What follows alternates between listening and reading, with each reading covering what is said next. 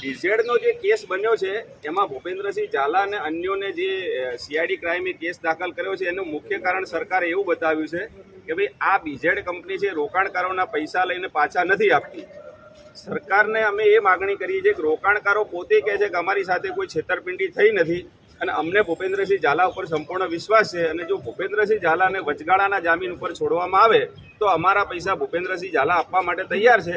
અને એમના એડવોકેટ દ્વારા આ વસ્તુ 2 વખત નામદાર કોર્ટમાં પણ કહેવામાં આવી છે.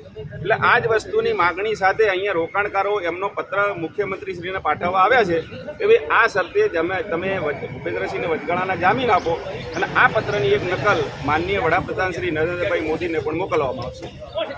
હાઈકોર્ટમાં કહેવાયું છે અને કોર્ટ એટલે ગૃહ વિભાગે પણ ત્યાં પ્રાંતને નિયુક્ત કર્યા છે કે જે સંપત્તિ છે એ વેચી અને જે રોકાણકારો આવ્યા છે કે ભાઈ મારા પૈસા ફસાયેલા છે એમને પાછા આપવાની પ્રોસેસ શરૂ થઈ છે. એ પ્રોસેસથી તમે સહમત છો?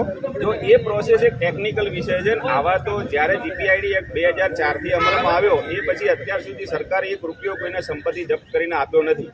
ભૂપેન્દ્રસિંહ ઝાલાની સંપત્તિ જપ્ત કરે એના નિયમ મુજબ અમને કોઈ વાંધો નથી, પરંતુ એ પ્રોસેસ એટલી બધી લેન્ધી છે કે 5-10 વર્ષ સુધી રોકાણકારોને પૈસા મળી શકે એવી શક્યતાઓ નથી. અહીંયા ભૂપેન્દ્રસિંહ ઝાલા પોતે જ એમ કહે છે કે મને બહાર કાઢો, હું પૈસા આપવા તૈયાર છું. તો જો સરકારને ખરેખર રોકાણકારોની ચિંતા હોય તો ભૂપેન્દ્રસિંહને બહાર કાઢે એટલે દૂધનું દૂધ ને પાણીનું પાણી થઈ જશે. પછી ભલે સંપત્તિ તો એમને જપ્ત કરી જ છે ને, બહાર આવીને નહીં આપે તો એમની સંપત્તિ જપ્ત કરી પૈસા આપી દેજો. પણ જ્યાં મોકો છે, જ્યાં આપણને વ્યવસ્થા છે કે એ બહાર આવે ને પૈસા મળે, રોકાણકારોનું એક જ વાત છે ભાઈ અમારા પૈસાનું શું. અને ભૂપેન્દ્રસિંહ ઝાલા કહે છે અમે પૈસા આપવા તૈયાર છીએ. તો સરકાર આમાં વચ્ચે કેમ પડી રહી છે?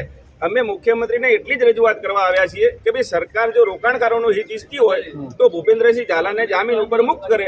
જો એ પૈસા ન આપે તો બાકીની વિધિ બરાબર છે. બાકી ભૂપેન્દ્રસિંહ ઝાલા પૈસા આપવા તૈયાર છે અને રોકાણકારોને એમની ઉપર સંપૂર્ણ ભરોસો છે.